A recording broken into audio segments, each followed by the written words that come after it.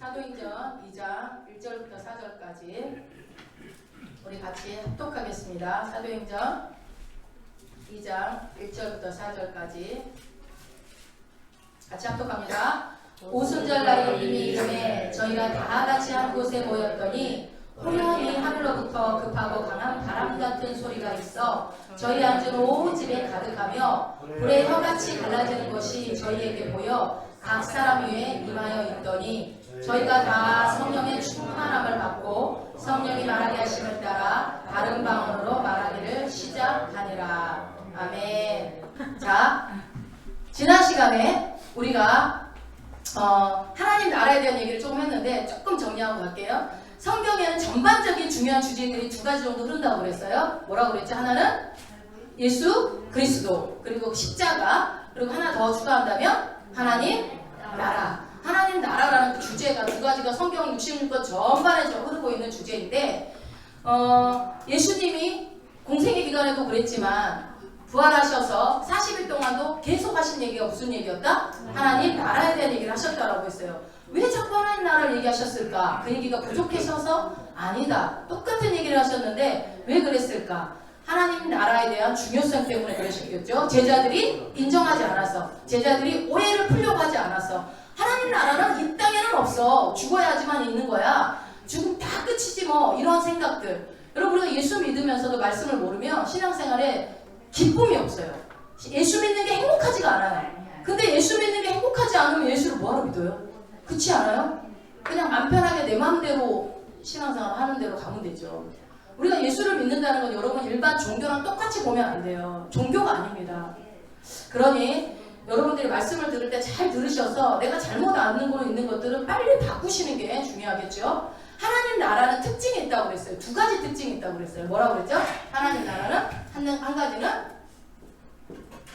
두 가지 특징이 있다고 그랬죠? 뭐요? 뭐요?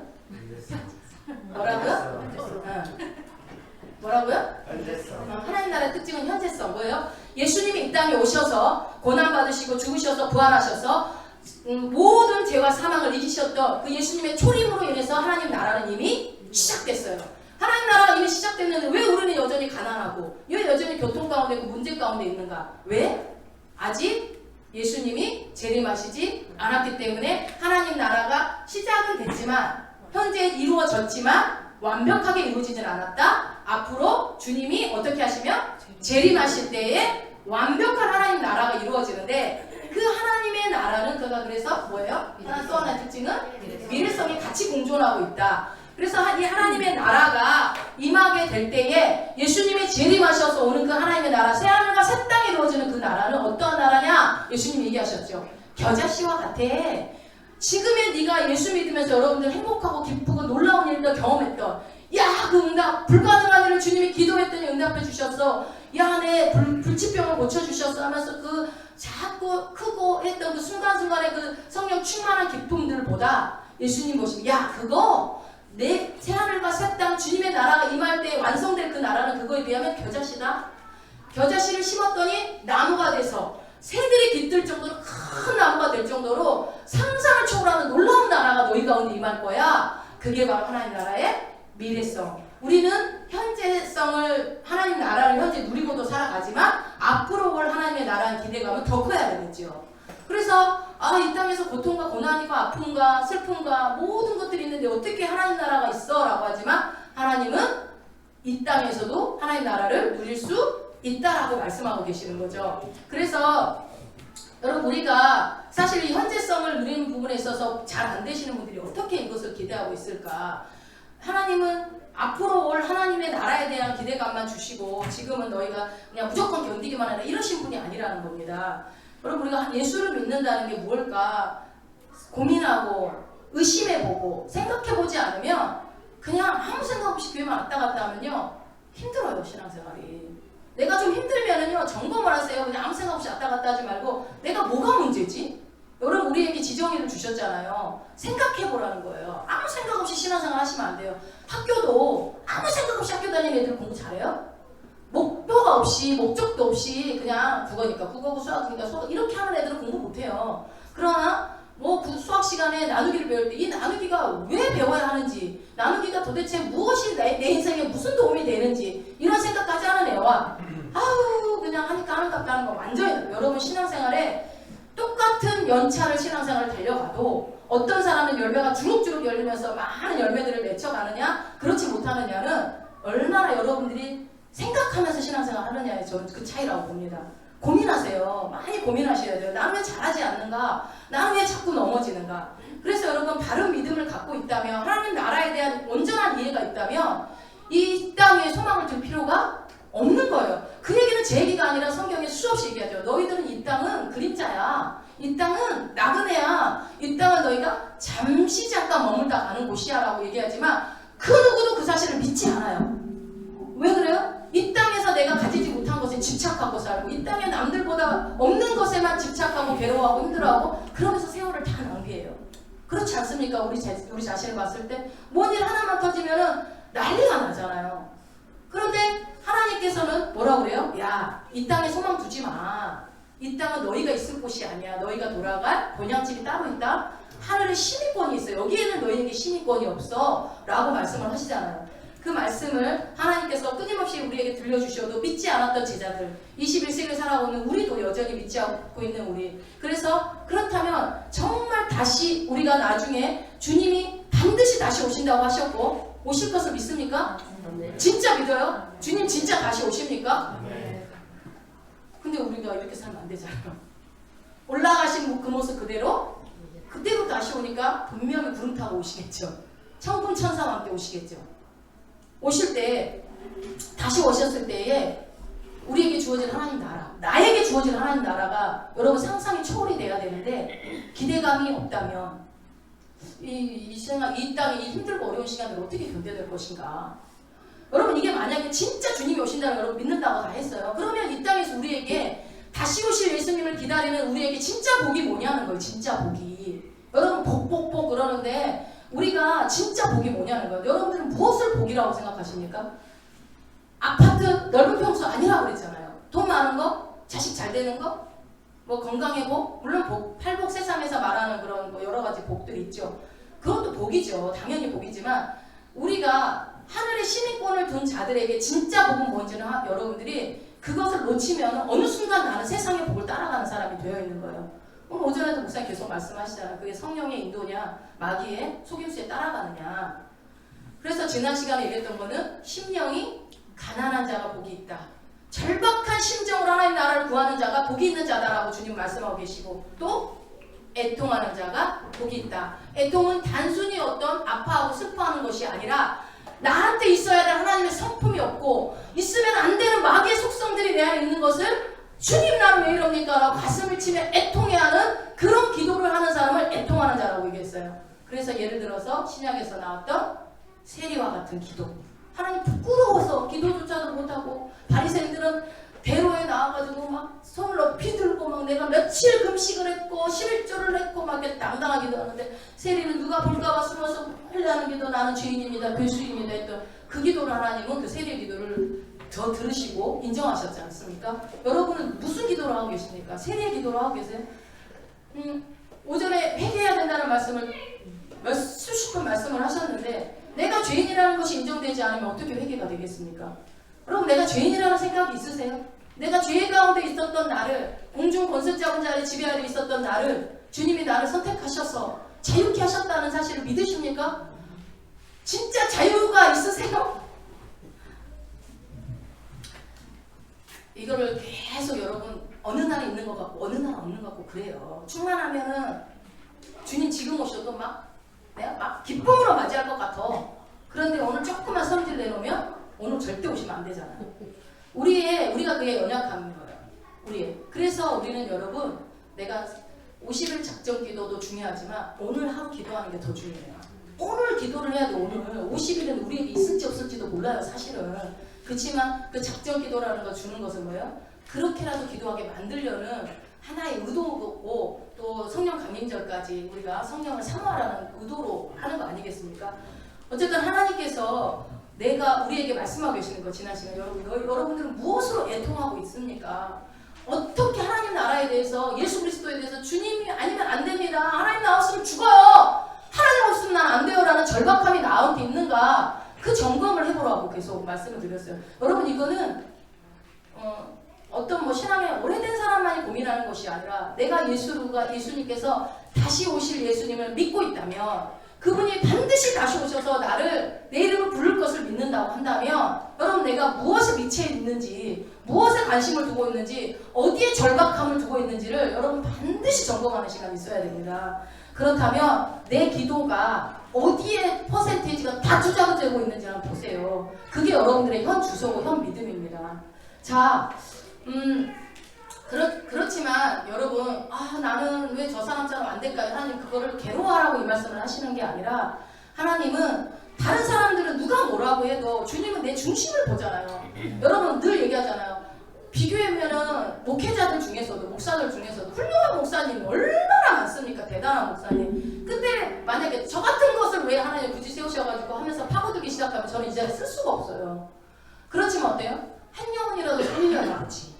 그래도 뭔가 주님이 내 영혼 살리고 뭔가 할 일이 있으시니까 나를 세우셨겠지라는 그런 소망이 없으면 그래도 주님은 내 마음 아실 거야. 내가 때로는 죄를 짓고 때로는 주님 앞에 부끄러운 모습이 많지만 그럼에도 불구하고 주님이 나를 귀하게 여기시고 나를 쓰실 줄로 믿어하는 그 기대감이 없이는 절대 이 자리에 쓸 수가 없어요. 여러분도 마찬가지 아닙니까? 여러분들이 내가 직분을 받고 신앙생활을 이렇게 해오는데 주님이 나를 절대로 안 쓸 거야 하고 앉아 계시는 분 있어요? 그럼 여기 뭐하러 앉아 있어요? 쓴다 안 쓴다라는 말이 어떤 대단한 일을 한다는 게 아니라 주님이 나를 눈여겨보고 있다는 그 사실, 나를 주목하여 보고 있고 내 중심을 보고 있다는 그 사실 여러분 믿으시기 바랍니다. 주님은요 다른 사람 다 몰라도 돼요. 최종 심판자이신 우리 하나님만 알면 돼. 내 마음의 중심을. 다른 사람 다 안 알아주고 다 오해해도 주님만 내 마음 알아주면 되는 거예요. 근데 우리는 주변에 얘기할 사람이 너무 많아서 주님한테만 의지를 하지 않아요. 옆에 사람한테 얘기하고 옆에 사람한테 푸는 거예요.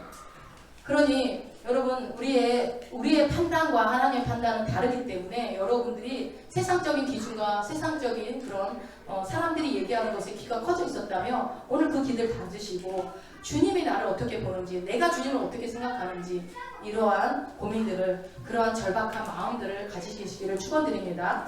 자 오늘은 이어서 말씀드리고 싶은 거는 다시 한번 여러분 그때 했던 거 한번 생각을 해보세요. 성경의 저자는 누굽니까? 자, 여기 뭐 2초 만에 나와도 되는 거예요? 다시요. 성경의 저자는 누굽니까? 하나님. 네, 하나님이죠. 하나님이 성경에 사람의 감동으로 성경은 뭐라고 그랬어요? 하나님의 감동으로 된 것으로 그랬어요. 그러니까 감동으로 쓰셨어요. 자 마찬가지 누가복음의 저자가 누구라고 그랬죠? 누가죠. 그 다음에 사도행전은 저자가 누구야? 한 사람이에요. 누가라는 한 사람이 저자를 했어요. 그래서 이거를 상본으로 보고 이거를 하본으로 보자고 말씀드렸어요. 그래서 누가복음의 시작은 어디서 시작된다고 그랬어요? 지역이? 갈릴리에서 시작돼서 어디로 가요? 유대와 사마리아 지역으로 이동하고 그 다음에 예루살렘 그 다음에 어디요? 이렇게 가요. 사도행전은 어디서부터 시작해요? 사도행전은 여기서부터 시작해서 예루살렘 그 다음에 유대 사마리아 땅끝 이렇게 가죠. 자, 이 저자가 한 사람인 누가로 하다 보니까 누가가 강조하고 있었던 것들을 보니까 동시에 누가복음 시작도 그랬고 사도행전에서도 그렇고 무엇이 임했어요? 어디서? 갈릴리 여기서 뭐가 임해요? 성령이 임합니다. 마찬가지로 사도행전에서도 어디서 성령이 임하죠?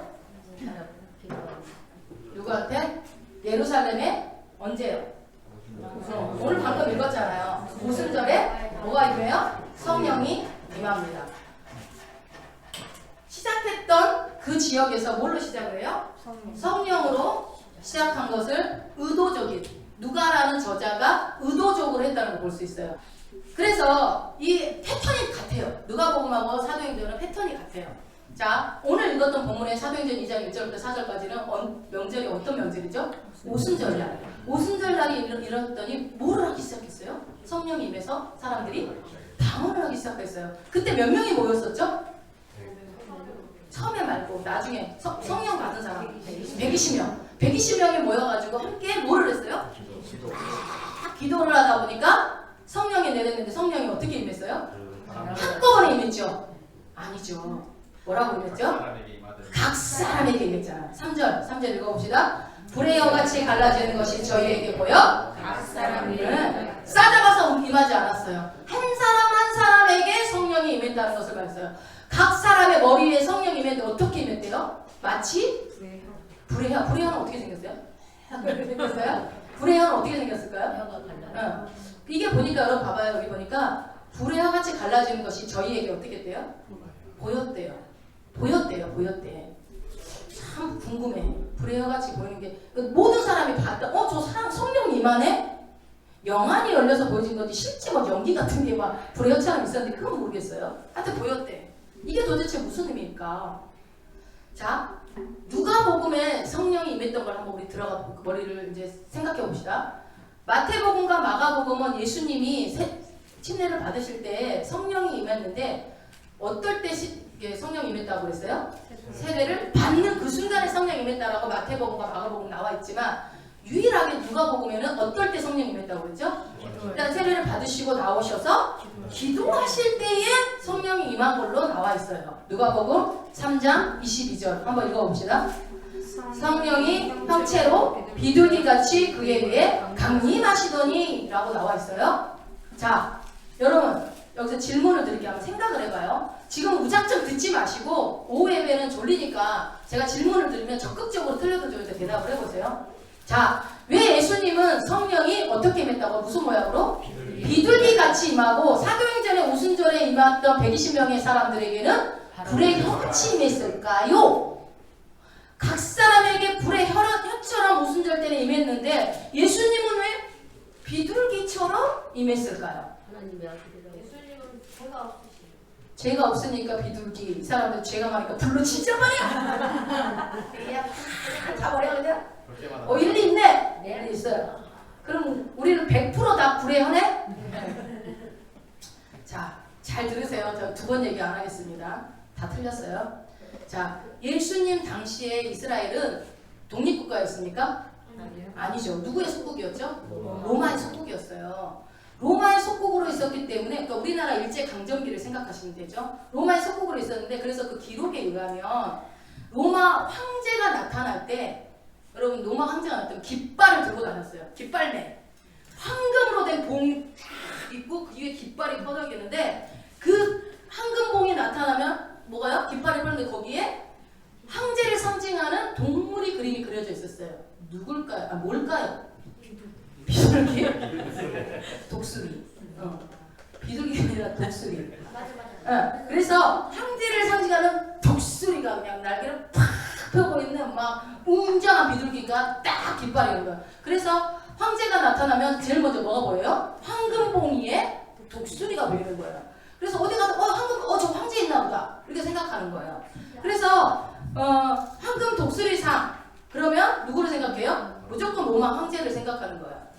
자, 여러분 로마 황제를 상징하는 동물은 독수리인데 우리 예수님에게 임하는 성령은 비둘기야. 아, 자존심 상해. 기분 안 나빠요? 괜찮아요? 비둘기가 더 이뻐? 아, 자존심 상하지 않냐고. 비둘기 대 독수리 대 비둘기 너무하는 거 아니에요? 뭐 봉황 정도는 돼야 되는 거 아니에요? 아니면 불사조라도 뭐 날개가 조금 더 길게 막 임하셔가지고 예수님한테 하나님의 아들인데 꼴랑 비둘기가 뭐야 이게 뭐야 이렇게 임해야죠. 막 독수리 오형제라도 아니 안 자존심 안 상해 우리 예수님인데 여러분 무조건 믿지 말랬죠. 성경 의심 좀 해보라고요. 의심해봐요. 좀 짐승이 독수리는 황제니까 기왕이면 뭐 봉황이나 불사조 정도 했으면 조금 내가 안심이 될 것 같은데 왜 하필 예수님은 비둘기고 그 한낱 인간의 황제인 로마 황제는 독수리로 표현을 했을까? 왜 그랬을까? 왜냐하면 그 당시에 유대인들에게 비둘기는 아주 중요한 것을 의미하고 상징하고 있었어요. 그러니까 예수님이 성령이 비둘기같이 임했다라고 얘기를 할 수밖에 없는 유대인의 생각들이 있어요. 사상들이. 어떤 게 있냐면 여러분들도 잘 아는 얘기예요. 여러분 비둘기는 무엇을 의미하죠? 비둘기 하면 딱 떠오르는 게 순결, 평화. 평화는 올림픽 때문에 생긴 거잖아요. 무슨 비둘기가 평화를 상징해요? 어? 비둘기가 뭐예요? 뭘 상징해? 고양이. 재물? 방 갈라지 못한 게 못 갈라게 그 비둘기 그놈을 못 갈라서 그렇게 된 거예요? 그러니까 우리가 생각하고 있는데 여러분 비둘기가 나오는 게 성경에 어디서 나와요? 재물 방 안 가는 게 비둘기였어요? 작은 소를 세 개를 쪼개지 않았다고 이제 비둘기라고 그러진 않았던 것 같은데 어디서 나오죠 비둘기가? 노아 방울기에 물. 그치 노아 홍수에서 나오죠. 우리가 잘 아는 노아 홍수. 거기서 여러분 봐봐요. 노아의 방주에서 이게 그러니까 이 구약의 이 유대인들은 구약 성경에 능통한 사람들이란 말이에요. 구약의 모세오경을 신처럼 율법으로 여기던 사람들이에요. 거기에서 이 노아의 방주의 홍수의 얘기는 그 유대인들이 너무나 잘 알고 있는 얘기였어요. 자, 우리가 창세기로 가봅시다. 창세기 6장. 그러니까 하나님이 지금 인간이 너무 죄악이 세상에 팽배해져가지고 더 이상 어떻게 이대로 놔뒀다가는 그냥 하나님을 아예 잊어버릴 것 같아. 근데 그 중에 딱 한 사람 누가 있었어요? 당대 의인인 유일하게 우리의 희망인 노아가 있었어요. 그 노아에게 그러니까 하나님은 이 7절에 보면 6절에 보면은 사람을 지으신 것을 어떻게 했대요? 한탄하시고 마음에 근심했대요. 하나님이 한탄하고 근심할 정도면 얼마나 죄악이 풍성했을지 반영했을지 지금 이 시대도 마찬가지일 것 같아요. 아무튼 그래서 물로 심판하시기로 작정을 하십니다. 그래서 물로 멸절시키고 진멸시키고 죽이십니다. 누구를요? 인간을. 물을 내리기 시작합니다. 우리가 앞에 성경에 있다 보면 하늘 아래의 물과 하늘 위에 물이 있다고 했어요. 궁창의 물을. 그래서 그때 그 물을 다 쏟아내버리면서 노아 시대 이후로 수명이 뚝 떨어져 버리잖아요. 이 모든 악한 그런 뭐 자외선 같은 걸 차단해주던 물이 다 쏟아져 버린 거예요. 땅에. 근데 그 물이 며칠 동안 내렸습니까? 40일 밤낮으로 막 쏟아부은 거예요. 여러분 우리 하루 이틀만 쏟아져도 어떻게 돼요? 여기 다 잠길 거예요? 근데 40일 밤낮을 막 쏟아져 내리고 그 물이 며칠 동안 이 세상에 있었어요? 쏟아내린 물이 40일 동안 쏟아내린 물이 150일 동안이나 막 있었던 거예요. 자 6장에 11절부터 13절까지 한번 읽어봅시다. 온 땅에 하나님 앞에 폐기하여 강포가 땅에 충만하니라. 하나님이 보신즉 땅이 폐기하였으니 이런 땅에서 모든 혈육 있는 자의 행위가 폐기하였습니다라. 하나님이 노아에게 이르시되 모든 혈육 있는 자의 강포가 땅에 가득하므로 그 그날에 내 앞에 이르렀으니 내가 멸하리라. 그 본인의 계획을 프로젝트 작정한 것을 누구한테 얘기해줘요? 노아한테 얘기를 합니다. 7장 11절 12절 노아가 600세 되던 해 2월 곧 그달 17일이라. 그날에 큰 기쁨의 샘들이 터지며 하늘의 창들이 열려 40주야를 비가 땅에 쏟아졌더라. 여러분 11절을 보니까 큰 기쁨의 샘들, 그러니까 밑에서도 물이 올라오고 하늘에서만 내린 게 아니에요. 밑에서도 올라오고 또 어디요? 위에 있는 지구를 둘러싸고 있던 물층이 터져서 내려진 게 이게 바로 노아의 홍수 사건이에요. 그렇게 언제요? 노아가 몇 살 되던 해? 600세 되던 때에. 그리고 22절 7장 21절 읽어봅시다. 육지에 있어 포로 생물의 기식을 호흡하는 것은 다 죽었어요. 8식구 빼고 다 죽었죠. 그리고 24절 150일 동안 그 배가 떠돌아다니고 있었던 거예요. 8장 1절 8장 어디를 볼까요? 6절부터 한번 읽어봅시다. 그 방주에 지은 창을 열고 까마귀를 열어놓음에 까마귀가 물이 땅에서 마르기까지 날아 왕래하였더라. 그가 또 비둘기를 내어놓아 지면에 물이 가만 여부를 알고자 하매 온 지면에 물이 있으므로 비둘기가 접촉할 곳을 찾지 못하고 방주로 돌아와 그에게로 오는지라. 그가 손을 내밀어 방주 속 자기에게로 받아들이고 또 7일을 기다려 다시 비둘기를 방주에서 내어놓음에 저녁 때 비둘기가 그에게로 돌아왔는데 그 입에 감람새 잎사귀가 있는지라. 이에 노아가 땅에 물이 감한 줄 알았으며 또 7일을 기다려 비둘기를 내어놓음에 다시는 그에게로 돌아오지 아니하였더라. 우리가 잘 아는 얘기죠. 까마귀는 안 와. 까마귀는 안 왔어요. 내보냈대. 그래서 안 되겠다. 믿을 만한 비둘기를 내보내자. 비둘기 내보냈더니 앉을 자리가 없으니까 돌아왔어요. 그러니까 까마귀 힘이 좋은가 봐. 어디로 이렇게 계속 날아다녔는지. 아니 배 위에 우리 앉았거나 뭐 그랬겠죠. 돌아왔어요. 그러고서 7일을 기다렸다가 비둘기를 또 다시 내보냈더니 뭐를 물어와요? 잎사귀 같은 물어오는 거예요. 그러니까 뭐야? 아 물이 많이 빠졌구나 생각을 한 거예요. 그래서 다시 내보냈더니 그때는 이제 안 돌아온 거죠. 그 사건이 지금 노아홍수 사건인데 비둘기를 두 번째 내보냈을 때 안 돌아오자 노아는 생각했어요. 깨달았어요. 뭐라고요? 하나님의 심판이 끝났다고. 하나님의 심판이 끝났다고. 그래서 구약을 공부한 구약 시대부터 이렇게 유대인들은 어떤 생각이 있냐면 비둘기 하면 떠오르는 거 뭘까요? 하나님의 진노와 심판이 끝났고 새로운 시대가 열렸다라는 것으로 보는 게 비둘기예요. 그래서 그 의미를 상징하는 것이 비둘기였기 때문에 예수님이 침례를 받을 때에 성령이 비둘기같이 임하셨다는 것은 무슨 의미를 할까요? 이제 너희의 모든 저주와 죄악과 아픔이 예수 그리스도로 말미암아 어떻게 됐다고요? 다 끝났다는 거예요. 예수님이 세례를 받으실 때 기도하실 때 성령이 임하면서 비둘기처럼 임했다라고 표현을 했다는 것은 이제 노아홍수 시대가 하나님의 심판이 끝났던 것처럼 예수 그리스도로 인하여 너희의 모든 저주와 죄악은 끝이 났다라는 상징적인 표현이라는 거죠. 그래서 이제 뭐예요? 새로운 시대는 누구로 말미암아 열려지는 거죠? 예수로 말미암아 새로운 시대가 열리는 것입니다. 우리는 이미 새로운 시대를 맞이한 사람이고 이미 새로운 피조물이 된 사람들이에요. 우리는 새로운 리모델링이 아니라 새로운 창조가 이루어진 존재들이라고요. 그러므로 누구든지 그리스도 안에 있으면 새로운 피조물이라는 표현이 그래서 나오는 거죠. 과거에 내가 여러분 어떤 죄를 지었건 내 부모가 어떤 분이었건 그거는 중요하지가 않아요. 예수를 내 안에 받아들이는 순간 과거의 나는 이제 더 이상 중요하지 않은 존재가 돼버린 거예요. 예수를 믿고 영접하는 순간 내 안에 예수 그리스도가 들어와서 주인으로 내 자리를 하시고 내 인생의 주인으로 왕으로 오시는 순간 그날부터 나는 새로운 시대가 열리는 거예요. 여러분 새로운 시대를 맞이하셨어요? 맞이하셨죠. 가끔 옛날 시대로 왔다 갔다 하셔서 그렇지.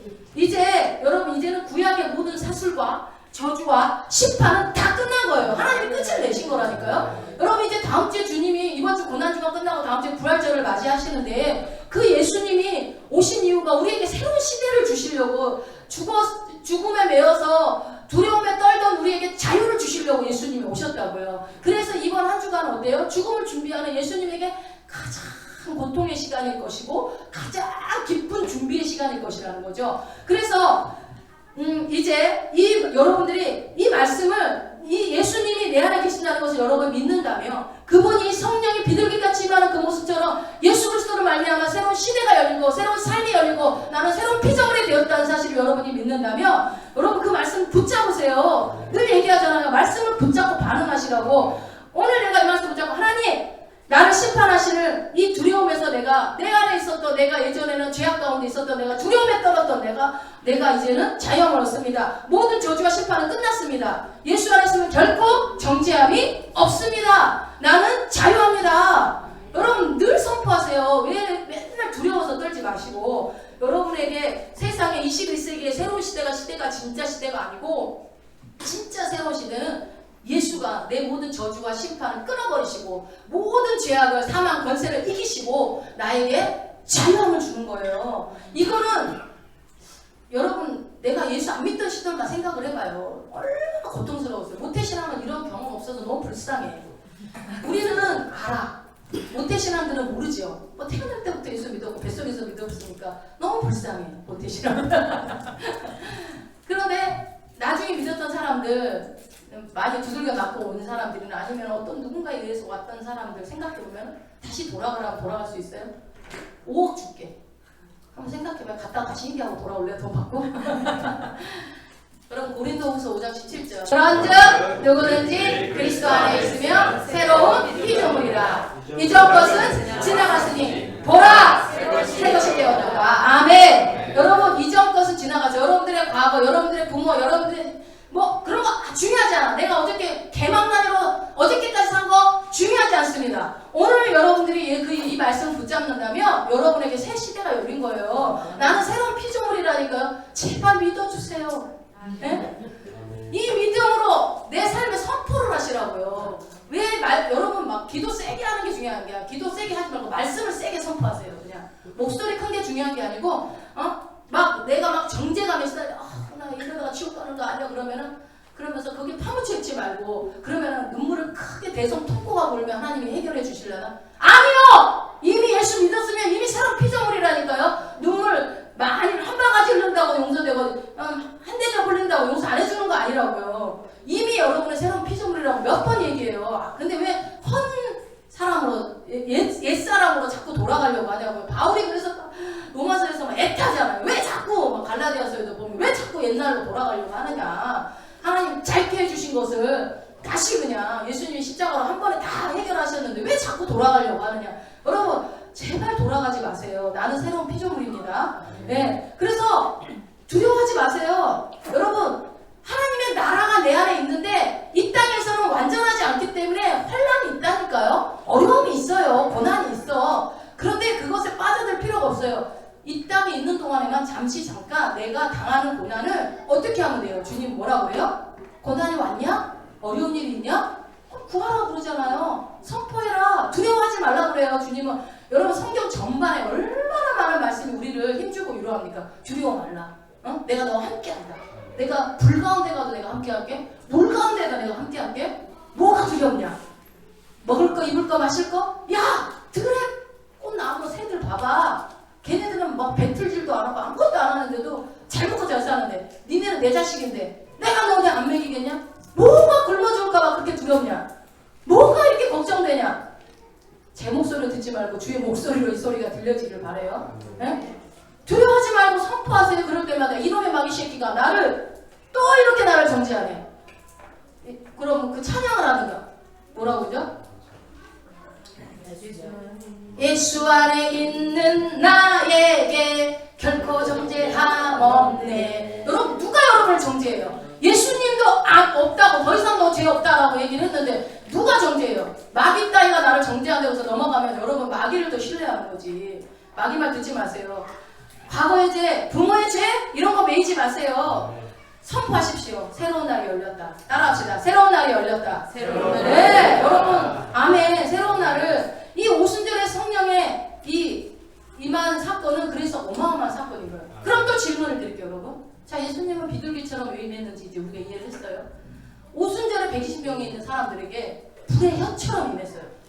왜요? 비둘기처럼 임해도 되는 거 아니에요? 왜 이 불의 혀일까요? 다음 시간에? 너무 좋죠, 그러면. 네. 오순절 날에 여러분 우리가 사도행전을 가봐요. 여러분들 성경을 대충 읽으니까 잘 모르는데 사도행전 2장에 보면 전 세계 사람들이 모여들었어요. 그죠? 오순절 날은요 전 세계 흩어졌던 사람들이 한 곳에 모여들었던 특징이 있습니다. 그러니까 예수님이 승천하시고 첫 번째 맞이하는 그 오순절에 그때 그러니까 지금이 딱 50일째 되는 날이겠죠. 성령 강림절이죠. 이때가 이 모여든 사람들이 사도행전 2장에 보니까 어디 있어요? 9절부터 보니까 바데인, 메데인, 엘리민, 메소포타미아, 유대, 가바도기아, 본도, 아시아 여기 다 따지면 15지역이거든요. 이 말은 문자적인 해석으로 하면 안 돼요. 뭘로 해야 돼요? 전 세계 사람들이 모여들었다. 그래서 여러분 로마 교회가 바울이 세운 게 아니라고 그랬잖아요. 바울이 로마에 가기도 전에 로마서를 썼단 말이에요. 그 로마서는 로마의 교회에 있는 사람들에게 보냈기 때문에 이미 로마의 교회가 세워져서 누가 세웠어요? 여기 있는 이 사람들. 이때 성령 강림했던 사람들이 로마로 가서 교회를 세운 거예요. 로마 교회는 바울이 세운 거 아닙니다. 어쨌든 이 문자적 의미로 15지역이 아니라 전 세계 사람들이 모여들기 시작했어요. 그래서 전 세계 사람들은 뭐가 달랐어요? 언어가 달랐어요. 그래서 각자 자기 말인데 성령이 불의 혀처럼 임하니까 어떻게 돼요? 다른 사람 말하는 게 들려. 그러니까 예를 들면 우리 체내에다가 나한테 일본어로 말을 하는데 일본 사람이라고 해봅시다. 일본 말을 나한테 하는데 한국말로 이해가 돼. 그럼 내가 한국말로 얘기하면 한국말 전혀 모르는데 이해를 하는 거야.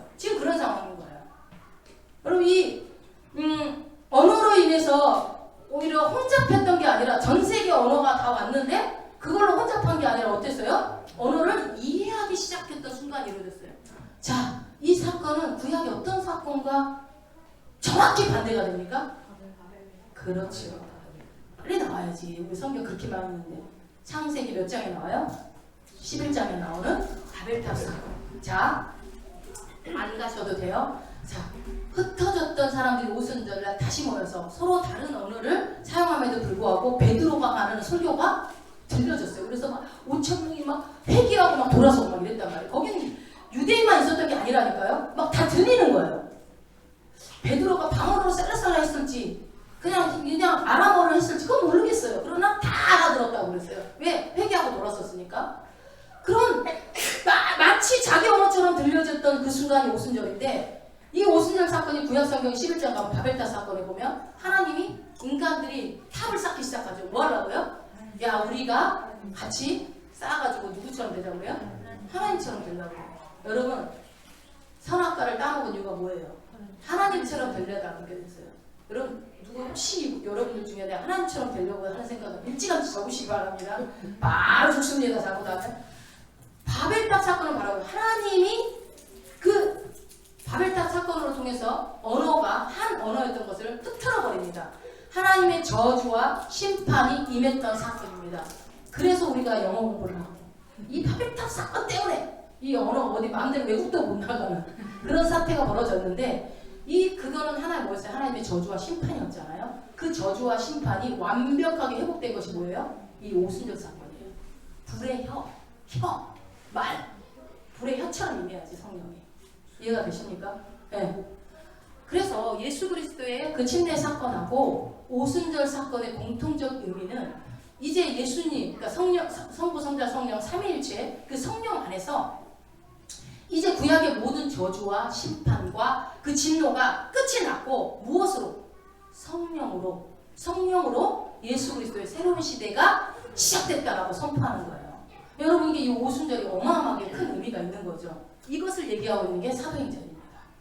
그러니 창세기에서 하나님이 노아의 홍수로 바벨탑 사건으로 심판하시고 했던 것들을 이 오순절 예수 그리스도로 인하여 우리가 예수 믿으면 내 모든 죄가 다 씻어지고 용서받아서 나는 천국 가! 이 정도가 아니라 그건 당연하거니와 내 개인의 구원은 당연하거니와 새로운 시대를 열고 새로운 세계를 열어가는 그런 놀라운 사건이 성령이 임하는 사건이라는 겁니다.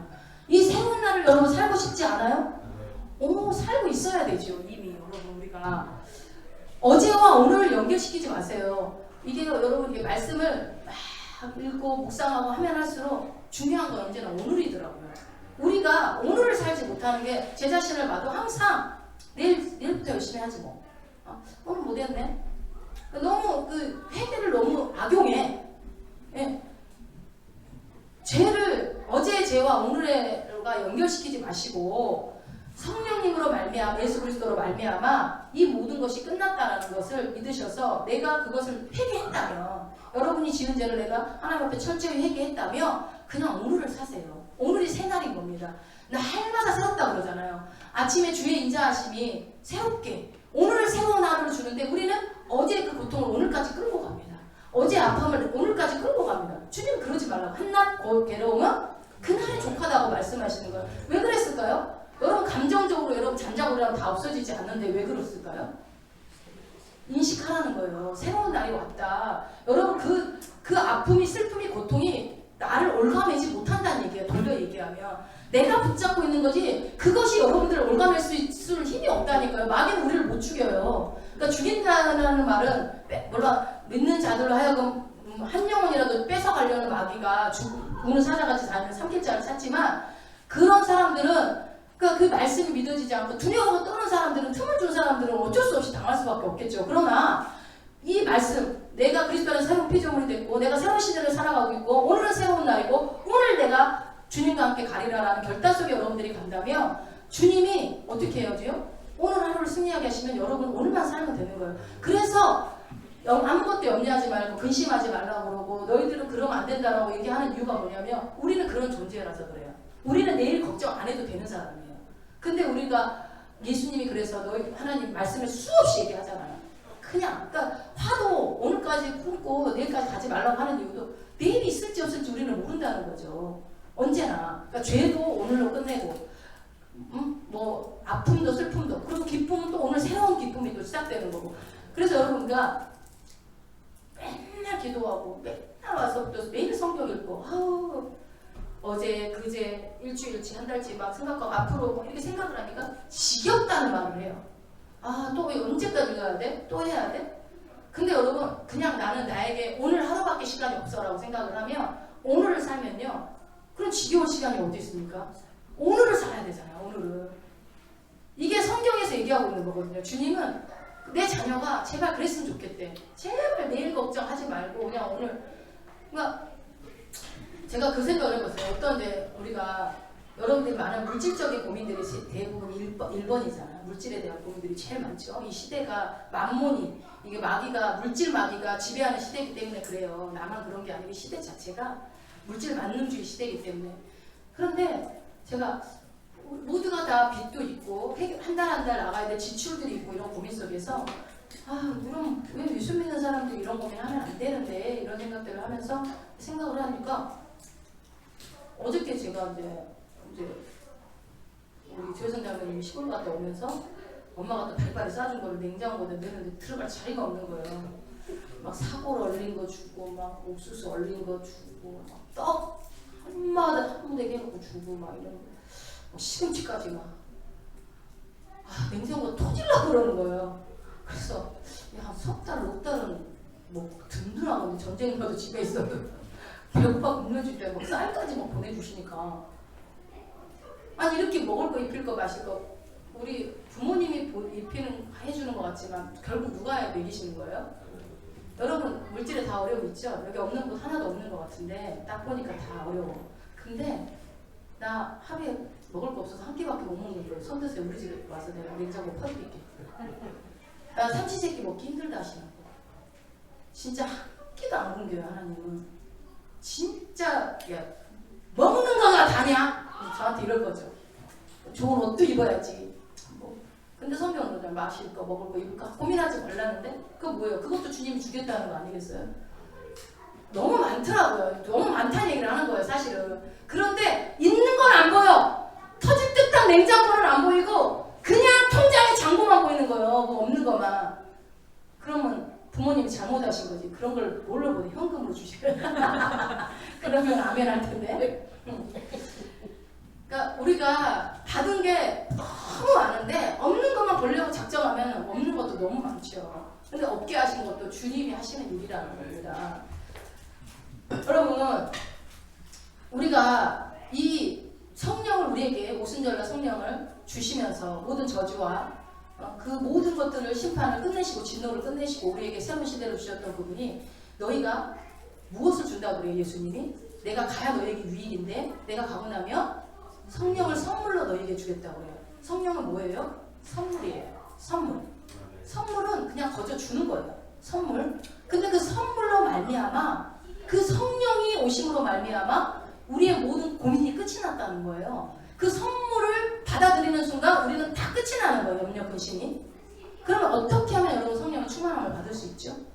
그 성령이 내 모든 저주와 어려움과 모든 심판을 다 끝냈다고 했잖아요. 오순절 사건을 인해서. 그렇다면 우리가 할 거는 뭐밖에 없어요? 성령이 충만하게만 하면 되는 거잖아요. 그러면 어떻게 하면 내가 하나님 나라를 맛볼 수 있을까요? 어떻게 하면 성령 충만할 수 있을까요?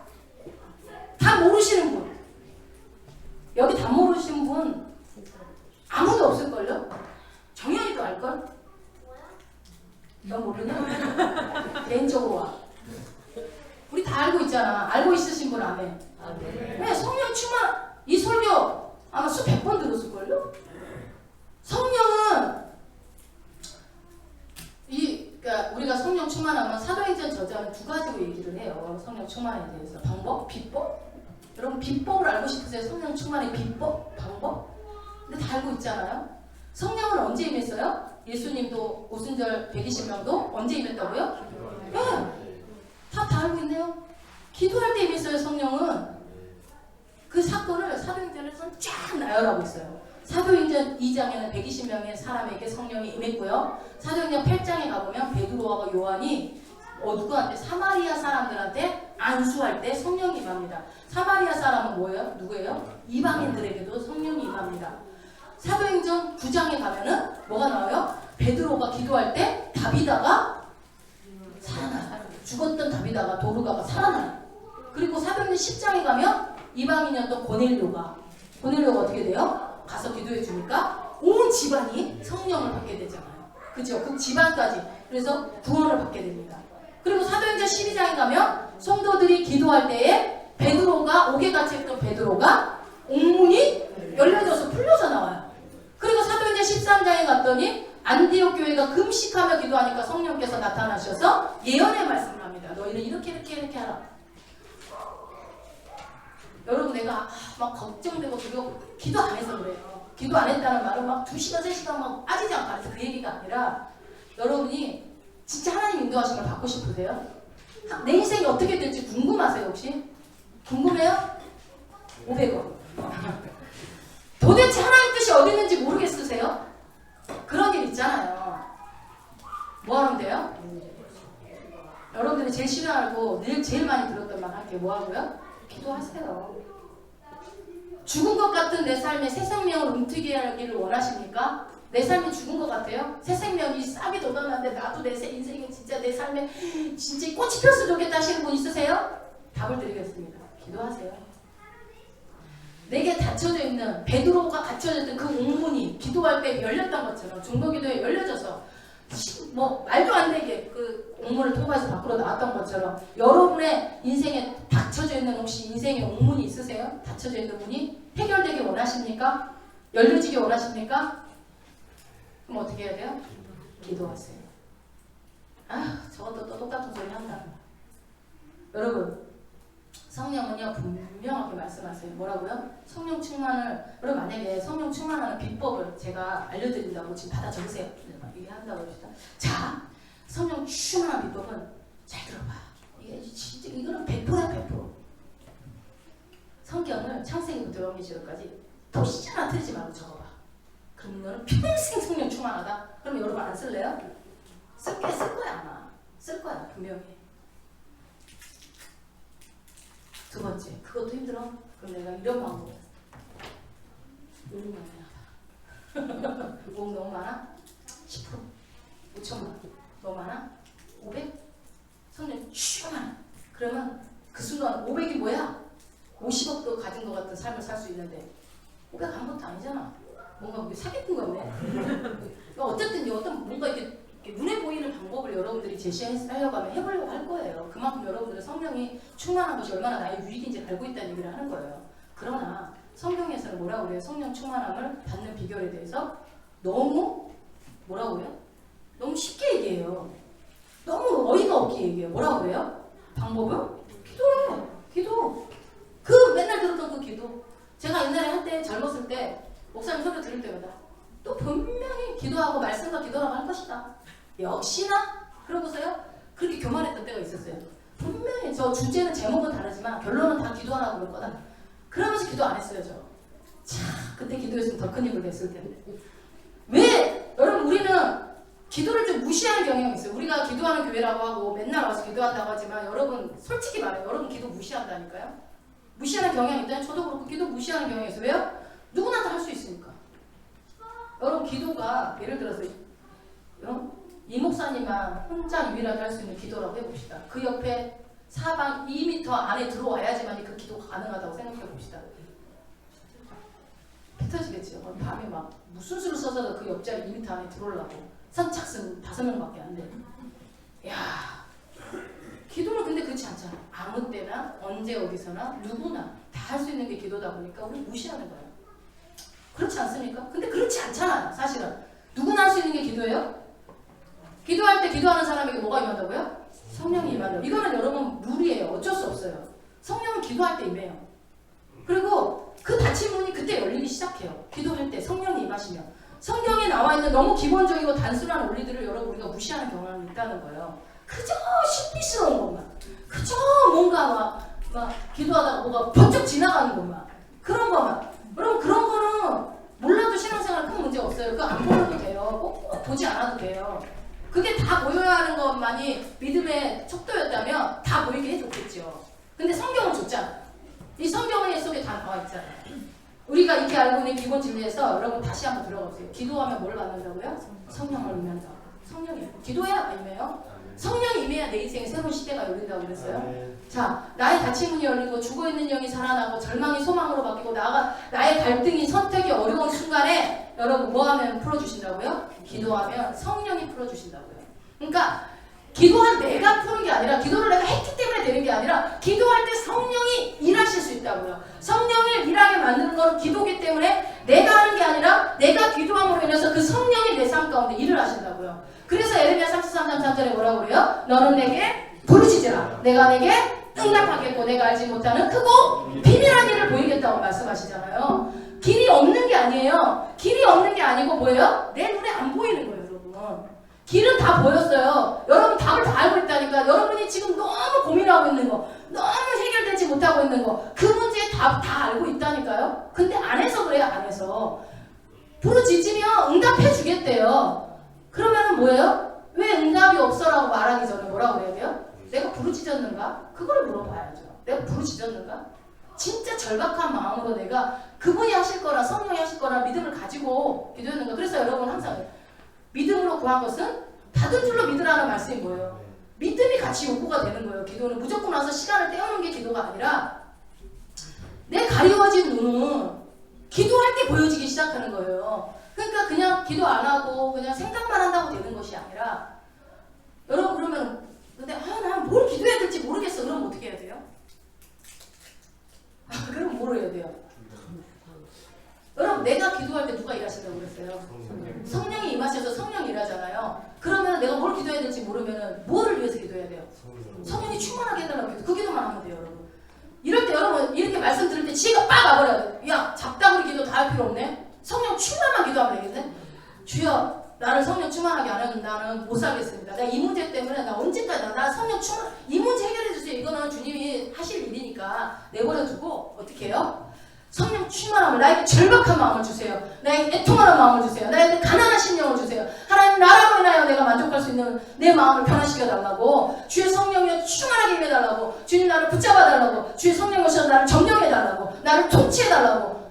이 기도만 주구장창 하셔도 많은 기도 안 해도 성령이 오시면 어떻게 돼요? 내가 구하기 전에 다 알고 계시는 그분은 그 필요한 구한 것보다 더 많이 주시는 분이시죠. 더 좋은 곳으로. 나는 이거 해주세요 이랬지만 예를 들어서 나는 10평 기도했는데 하나님은 100평을 들고 있는데 야 10평 다시 기도 좀 바꿔봐. 100평 10평은 없어. 너무 작어. 내 자식은 100평 정도 돼야지. 10평? 기만 열심히 50평 아니 100평. 주님 못 줘요 여러분. 안 주는 것도 욕심으로 구해서 안 주는 것도 있지만 주님 뜻이 안 맞아서 안 준다니까요. 뭘 기도할지 모르면 여러분 성령이 충만함을 구하세요. 문제 있는 사람이 여러분 기도하다가 문제 해결되면요. 오늘 아까 목사님 그랬죠. 기도하러 안 한다고. 여러분 목회자들이 가장 큰 어떤 딜레마? 고민들이 그런 것 같아요. 성도들이 문제가 있어서 울고불고 기도해서 작정 기도하세요. 금식 기도하세요. 그리고 기도해주라고 그러고 또 붙잡고 기도해주고 귀신도 쫓아내주고 해. 문제 해결되면 어떻게 돼요? 그 다음에는 안 와. 새벽 예배 나오다가 안 나와. 저녁에 시간 맞춰오다가 안 와. 그런 거 있잖아요. 그러니까 우리가 시간 맞추는 것보다도 내가 5분이라도 들렸다 도장이라도 찍고 가겠다 심정으로 왔던 그 마음도 사라져. 그러니까 늘 얘기하지만 여러분 해고 안 하고 뭐고 안 하고 이런 것보다도 주님이 내가 주님 앞에 내 마음을 늘 점검하시라고요. 그렇게 되면 내가 있는 곳이 하나님 다라고 내가 있는 곳에 주님이 함께 동행하시기 때문에 내 기도를 다 들으세요. 그러나 때로는 제가 지난번에 간증했잖아요. 집에서 눈이 아파서 집에서도 기도할 수 있지만 내 안에 자꾸 성령이 교회 가서 기도하라는 마음을 주실 때 그때는 내가 갈 수 없는 상황이어도 어거지로라도 오는 거예요. 우리 권사님이 다리가 아파도 교회 안 오고 내가 못 견디겠으니까 쩔뚝쩔뚝거리면서 오는 이유가 뭐예요? 다리 보여주려고? 살려고 온 거죠. 살려고 오죠. 그러니까 저도 여러분 기도할 때 어때요? 살려고 오는 사람이 하는 기도와 그냥 때 됐으니까 와서 시간 채우다 가자 와서 하는 기도와 그 사람이 2시간을 다 채웠더라도 살려고 와서 10분 기도한 사람 기도는 엄청난 차이가 있다고 봅니다. 살려고 기도하세요.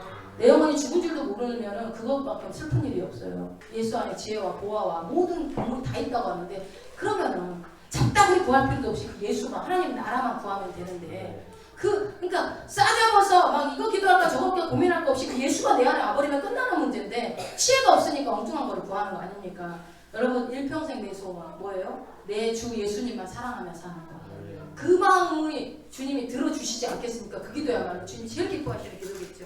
그 하나님 나라를 여러분 간구하시기 바랍니다. 이번 한 주간 이제 고난주간 일주일간 하는 동안에 여러분들이 이제 더 아마 뭐 마음으로 이 고난주간인데 하면서 또 좀 더 절제할 것이고 좀 더 이제 기도할 것이고 또 작전 기도가 있기 때문에 내가 이 기간 동안에 뭔가를 해결해 가야겠다라고 결심한 사람들도 있을 것이고 또 많은 것들이 있을 텐데 여러분 다 제껴놓고도 이거는 먼저 기도하셨으면 좋겠어요. 내가 정말 절박함을 가지고 오직 하나님 나라를 구하고 내 평생에 주 예수 그리스도로 말미암아 기뻐하고 그분만 사랑하며 그분만 즐거워하고 내가 성령이 충만해서 언제나 주님 만나러 오는 이 시간이 즐겁고 행복한 시간이 되기를 그러면은 나머지 너 구하지 않은 거 내가 다 해주겠다고 말씀하시는 게 이 성경의 원리고 말씀의 원리고 우리에게 주시는 오늘날 주님의 목소리입니다. 여러분 순종하셔서 저도 다 잘하지 못하지만 같이 해보자는 거예요. 같이 우리는 한 지체 아닙니까? 또 나는 막 잘하고 있는데 저 사람이 기도에 못 들어가고 잘 못하고 있으면 어떻게 해야 돼요? 그 사람이 위해서 기도해 주세요. 막 기도해 주시고 또 그 사람이 이번 주에 중요한 문제가 있으면은 내 기도 아무리 내 더 급한 문제 있잖아요. 그 사람 위해서 막 기도해 주세요. 이게 지체입니다. 이게 지체. 그러니까 서로 기도해 주시고 그래서 여러분들이 또 해야 될 게 뭐냐면 긴급한 기도 제목이 있으면 막 기도해 달라고 부탁하세요. 막 올리고 우리 시원성교회 그 단톡방에 목사님만 글 맨날 올리는데 여러분들도 올리세요. 꼭 기도해야 될 것들이 있으면 이거 기도해 주세요. 뭐 기도해달라는 게 부끄러워요? 기도하세요. 해달라고. 우리 원종우 집사랑 최단 집사랑 그런 거 되게 잘해요. 기도해달라는 거. 이 집은 제일 잘 이용해 먹어. 목회자들. 기도해 주세요. 기도해 주세요. 안 할 수가 없어. 말하면요 생각나요. 하면은요 잊어버렸다 생각난다. 참 신기하다 그거요. 그럼 어떻게 해야 돼요 여러분? 기도 대장들한테 기도해달라고 하면 100% 기도합니다. 맨날 기도해달라고 부탁하셔서 내가 안 되면 나 기도 문이 안 열려요 목사님. 나 기도 문이 열리게 기도 좀 해주세요.